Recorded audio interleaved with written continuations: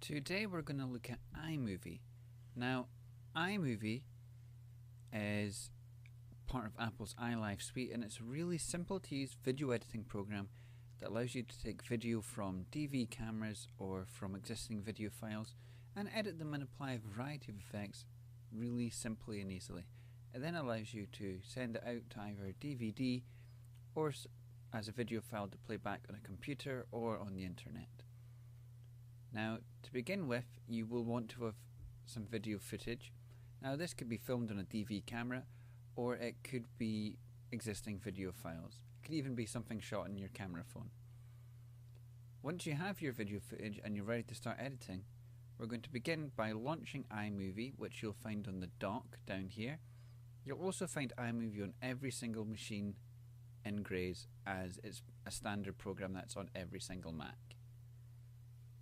We click that, that will load up,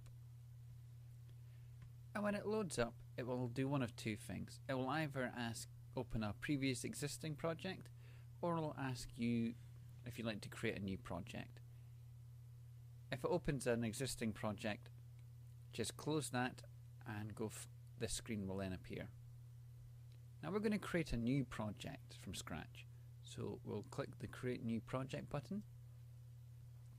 It'll then ask us where we want to save our project and what video format we're working with. So we're going to save it to our desktop.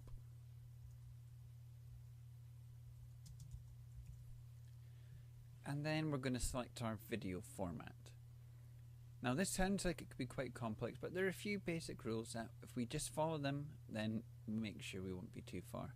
iMovie will also correct these if you select the wrong one later on, so it doesn't make a massive difference apart from if you're working with video cameras bought from the store. So as a standard it should be DV for digital video. Now in some situations, such as if you're working with video from an existing file or from a camera phone or a camera that records onto a memory card, this option won't be suitable. If we click here, it'll expand it and we get other options. For instance, if your camera shoots in high definition or HDV, we have options for that. We also have options for DV and DV widescreen. Now, if you're working with cameras from the store, if your footage was filmed in 4:3, then select DV. If it was filmed in widescreen or 16:9, select widescreen. If you're not too sure, then select DV. Once you've selected your format, click create.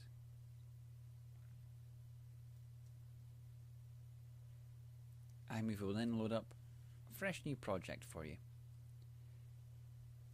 Now at this point I'm going to introduce the main parts of the iMovie interface. We have a little browser palette here, and this changes what information it displays depending on what buttons we have selected down here. We'll cover these later on. We have this section down here which is called our timeline. This is where we assemble or edit. This is where we place our clips in the correct order and where we can apply different effects or transitions or additional text or sound effects.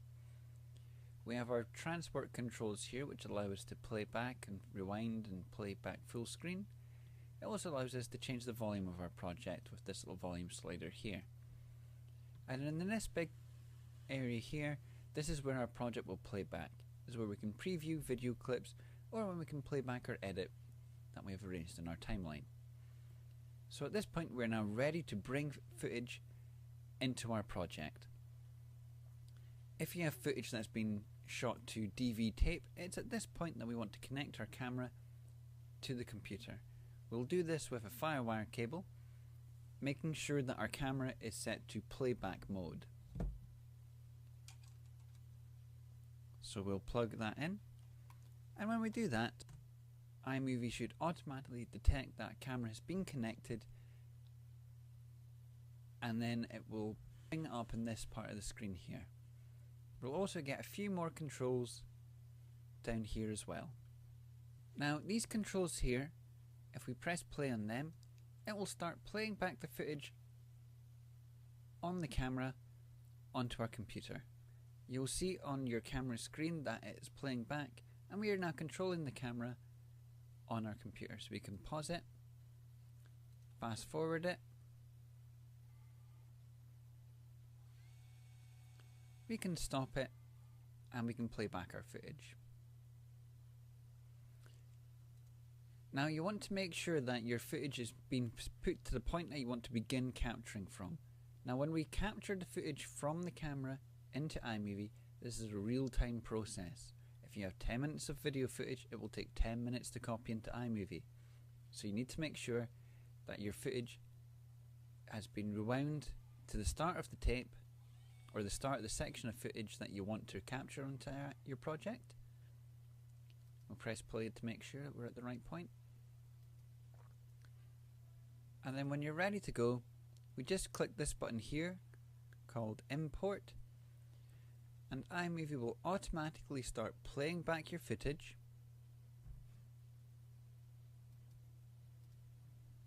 And every shot that you recorded, that's every time you press the start or stop button to start a new recording on your camera, will be automatically detected by iMovie, and it will separate it into separate clips to make our edit more easy.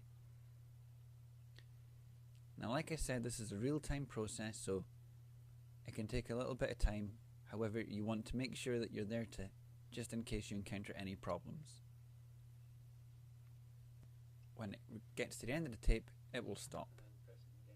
If you press the stop button, you will stop importing at that point.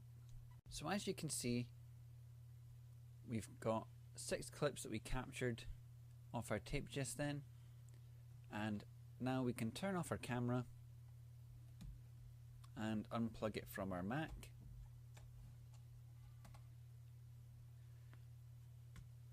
And when we do that, it will switch to the webcam built into our computers. Now at this point, if you want to record footage from your webcam, such as you speaking to the computer, such as if you're making like a video, create a review or a video blog, you can do that in this way. However, we want to you can do that by pressing the record with camera button here, and when we do that, it will then start recording from our webcam built into our computer, and then we can click it again and it will stop recording.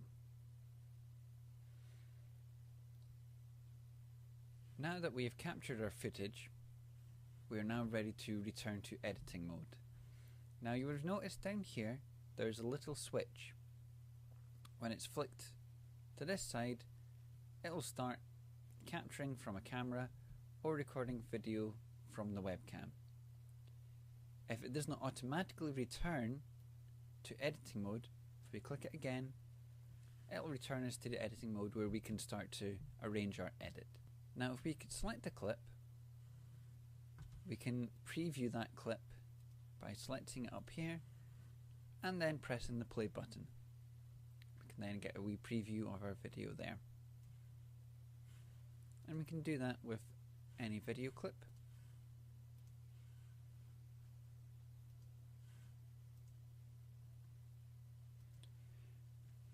Now our timeline is where we assemble our edit. It's where we bring all of our clips and assemble them in the correct order that we want them to be in, and it's where we change the duration of the footage so we can make sure we're only showing as much of the footage as we want to show. Now the easiest way to do this, to begin with, is to change how our timeline displays its contents. And now down here you'll see there's two little buttons. One is a clock, and one looks like a little film still. If we click the film still, then our timeline simplifies, and then we can just click and drag our clips onto our timeline.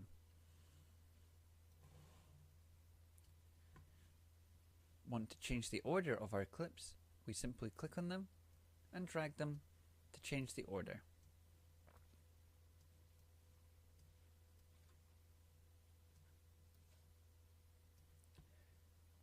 And when we're happy with our order, we can press the play button and it'll play back our edit.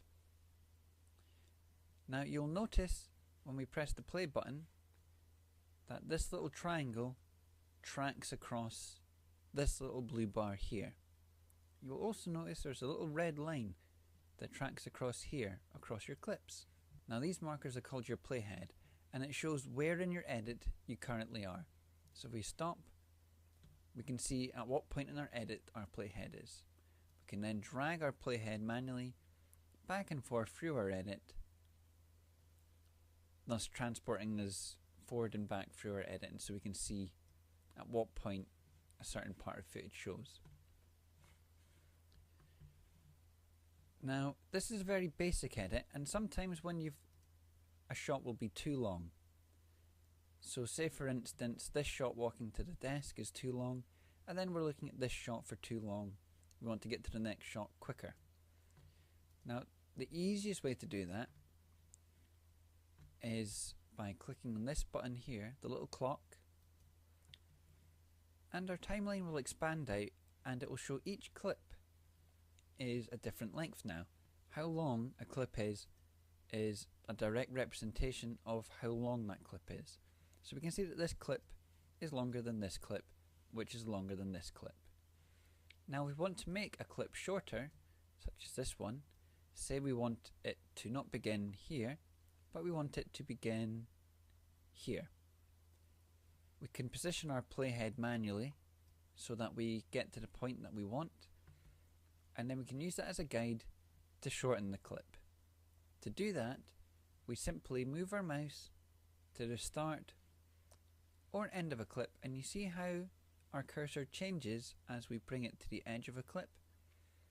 When it's changed and to that, depending on what direction the arrow is, we can click and we can drag the point in which a clip begins forward, and we can do the same at the other end. The point in which a clip ends we can draw backwards, and we can do that with any clip. And then we can play back our new edit now that we've trimmed some footage out. So that way you can tighten up an edit and change the pacing of it. Remove any unnecessary material so that you're only left with the material that you need to communicate your message. At this point it is still possible to change the order of your clips, again by simply dragging them around your timeline so that you can then change the order that your shots occur in. Sometimes you'll want to add what's called a transition to an edit.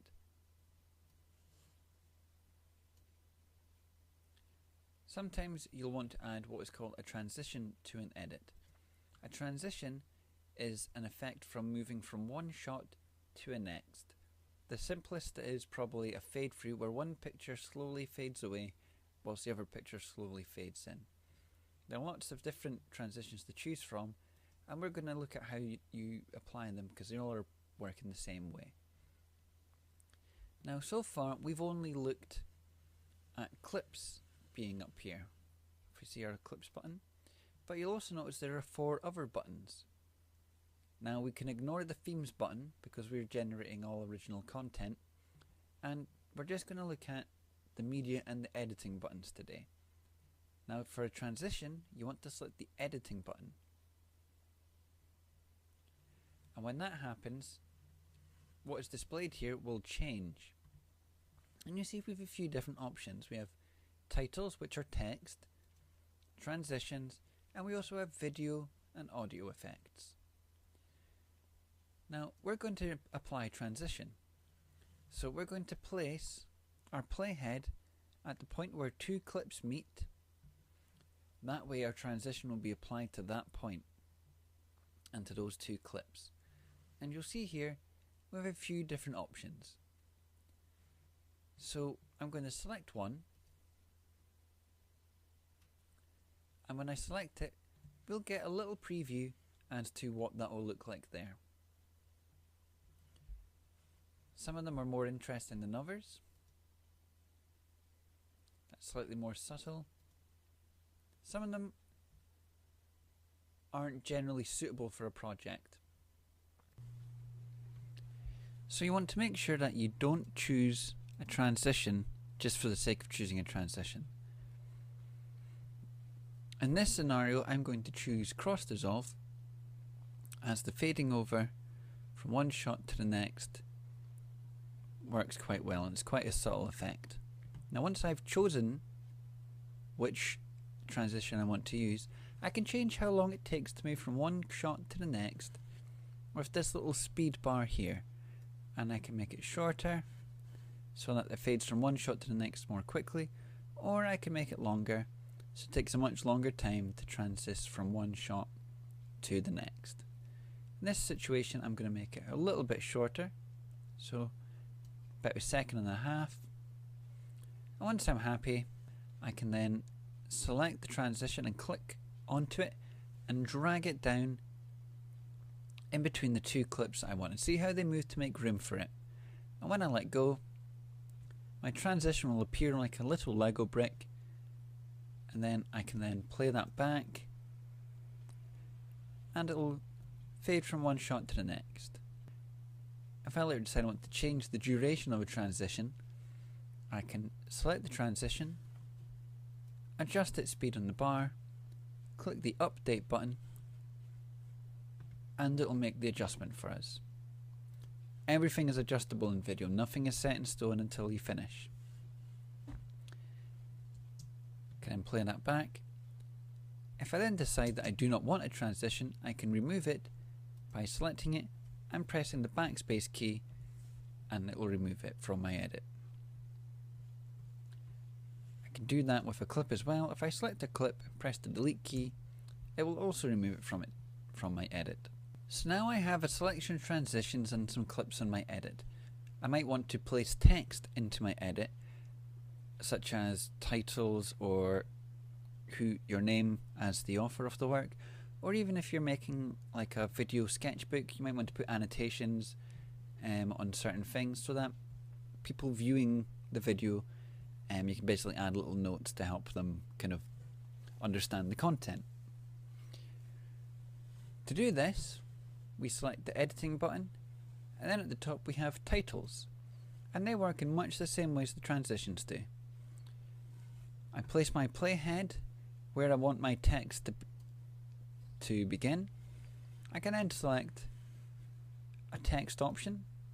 Some of them are animated.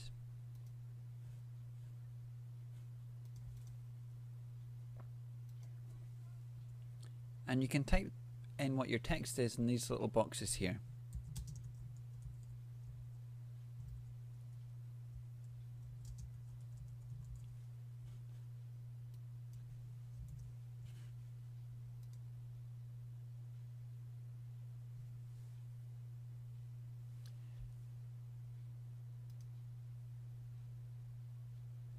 As I said, some of them are animated, some of them are still and just fade in or out.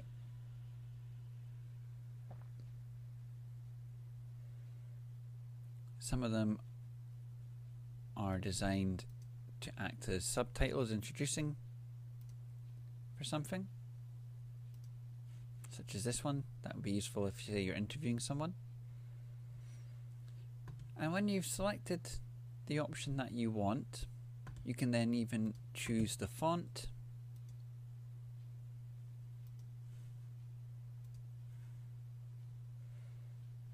and the size, all here. The speed bar adjusts how long the text lasts for.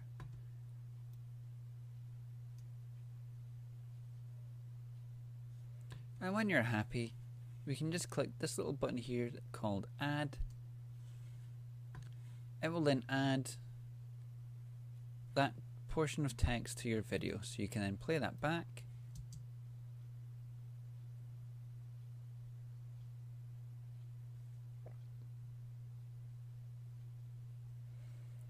And just like transitions, if you select a piece of text, you can update it, change the speed to make the text last longer.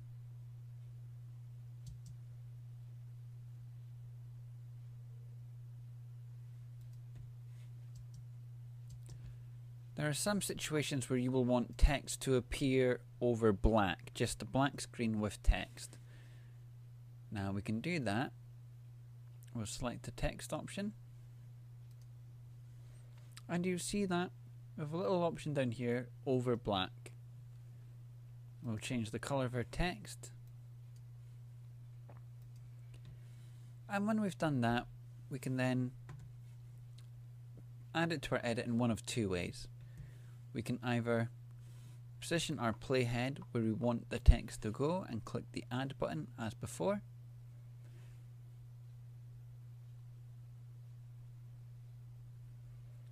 We then have a video clip of just plain text. Our other option is to click on the text option in the titles box and drag it directly onto our edit. And just like a conventional clip, all of the video clips will move to the left or right to make room for it in our edit.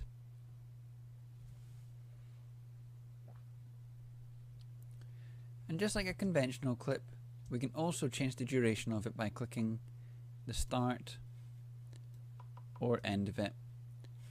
And just like a conventional clip, we can add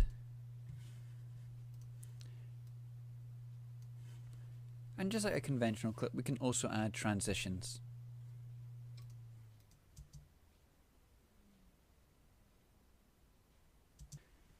Now often you will need to add additional audio, such as music or a voiceover to your videos. Now to do this, the easiest way to do it is to first make sure you have a piece of copyright-free music or music that you've produced yourself if you're using music, or if you're producing a voiceover or interviews that you want to add to it, make sure you have the audio recordings for that as well. Drag them onto the iTunes icon to add them to the iTunes library of the machine you're working on. Once you've done that, iMovie can then link directly with iTunes to give you access to that file really easily. So if we click Media, we can see we have access to all of an iTunes library, making sure that you only use music that is either copyright free or you produce yourself. Now if you do not have copyright free music, or you do not have any pre-recorded audio, all copies of iMovie come with a selection of sound effects and copyright free music built in. And you'll find them above the iTunes and GarageBand icon and with the little speaker icons here. The first one, the standard sound effects, is very limited. The Skywalker sound effects, slightly better but still very limited. The iLife sound effects, however, has a much larger collection of sounds for us to choose from. So we can see that they're in different subcategories, and we can choose all kinds of different things. So we'll turn the volume back up, and we're going to choose a sound. We can select it and press the play button, and it will then play back.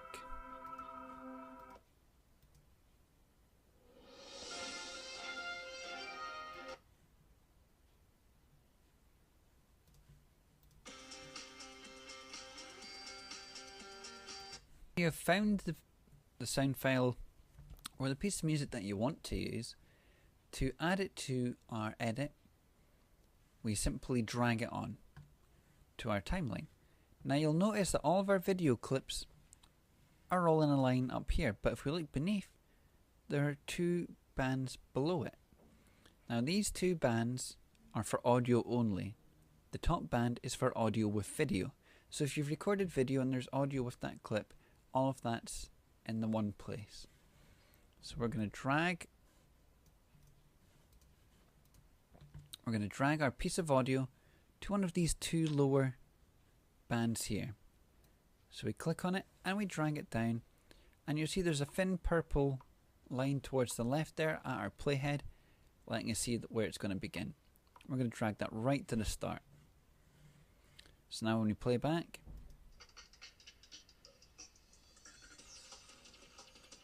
it's now recording. When we play back, it's now playing the music back.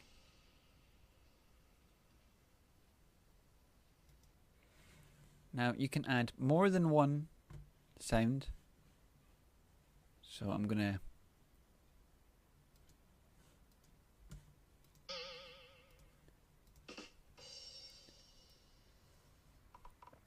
put that here. And it's going to play that back equally with the music. And you can see I can drag them back and forth and move both the music or a sound effect back and forth.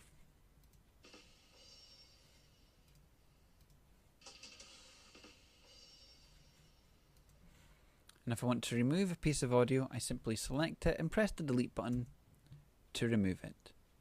I can also change the duration or trim parts of a piece of audio out by dragging from the start or end of the clip. If I wanted to record a voiceover, say for instance if I was narrating a piece of video, I would position my playhead where I wanted my voiceover to begin, and you'll see at the bottom of our audio section we have a little red button and this little gauge that says microphone. When I click that button, our playhead will start tracking across, recording the voice over from the microphone and placing it straight into our project so you can narrate what you're doing. And when you want to stop, you just click the stop button. We can then drag that down here so it's in a track by itself. And when we play that back,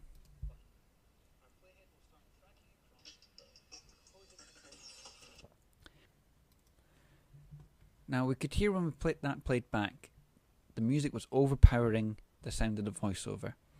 So we want to adjust the volume of our sound clips. To do that, we simply select the sound clip we want to adjust the volume to, and you see down here it says clip 100% and there's a small speaker. If we click on that, it's simply a volume dial and we can turn the sound down or we can turn the sound up.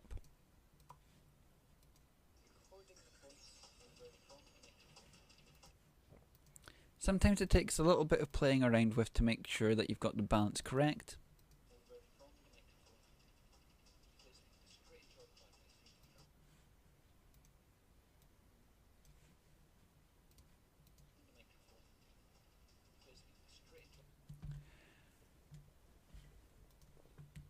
So now we've produced a very simple edit involving video, transitions, text, additional audio and music recordings, and now we're ready to export our edit out of iMovie so that it can be placed onto a DVD or saved as a video file for placing on YouTube or embedding in a blog or Vimeo, or even just playing back on a computer or laptop. To do that, the first thing we want to do is to save our project. So we're going to go File, Save Project. Once that's done, we'll see that up at the top there's a selection of drop-down menus that we've only just come to use now to save our project. And there's another one called Share. And you see there's lots of different options here. If we click the Share drop-down menu, you'll see there are lots of different options. And the only two that we want to really concern ourselves with are iDVD, if we're placing our video onto a DVD to be played back on a DVD player on a television. If you're doing that, you should watch the iDVD video after this. And in this situation, we're going to produce our video to be placed on the internet. So we're going to have to produce a video file. So to do that, we're going to select QuickTime. And then this little window will pop up. Now for it to play back with good quality, we need to make sure we have certain options chosen correctly at this stage. Now the only option we have to choose is Compress Movie 4. Now a lot of these options and presets are they're not out of date, but the technology now can sustain a much higher video quality over the internet. So we're going to select it and choose full quality. That way we'll have a full quality video for playing back on a computer, and the file that we place onto the internet will look as best as it possibly can do. Once we're ready for that, we'll just click the share button. It'll ask us where we want to save our file and what we want to call it.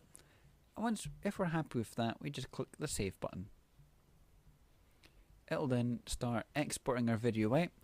This process takes a reasonable amount of time depending on how long your video is. This video is quite short, so it shouldn't take too long to export.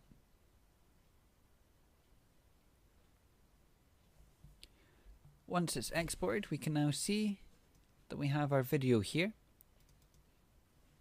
We'll open that up and we can play that back.